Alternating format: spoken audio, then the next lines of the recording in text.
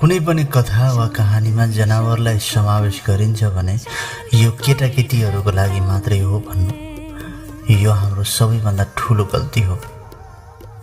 यो कुराको प्रमाणित गर्छ एउटा पञ्चतन्त्र भन्ने बुकले। र पञ्चतन्त्र कसरी रचना भयो र यसको मूल कथा के हो।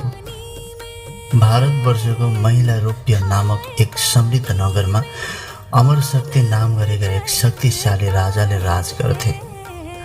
उनी आफै ज्ञानी थिए, न्यायी, कुशल शासक पनि थिए।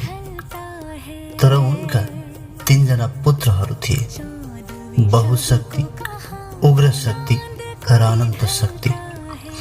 पढ्न लेख्नमा मन नलगाउने, आलसी र अज्ञानी थिए। राजालाई सधैँ यही चिन्ताले खाइरहन्थ्यो कि म मरेपछि यो राज्यको के होला। यी मूर्ख छोराहरूको हातमा राज्य परेपछि प्रजाको के दशा हुन्छ। उनले देशका ठुला ठुला विद्वानहरूलाई बोलाए, धेरैले प्रयास गरे, तर राजकुमारहरूको मन पढाइतिर पटकै लाग्ने थिएन। अन्तमा एक दरबारीले भने, महाराज, यदि कोही यी राजकुमारहरूलाई शिक्षित गर्न सक्छ भने त्यो केवल 1 जना छन्, ती हुन् पण्डित विष्णु शर्मा।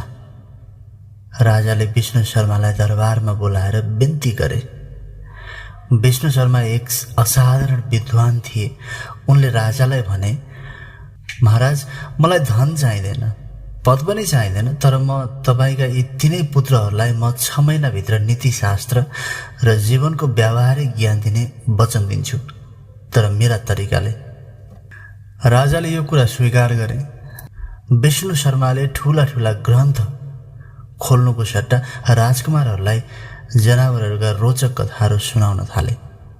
ती कथाहरूमा सिंह, गधा, बाँदर, कागले मानिस जस्तै बोल्थे, सोच्थे, षड्यन्त्र गर्थे र प्रत्येक कथाले एउटा गहिरो जीवन सत्य बोल्थ्यो।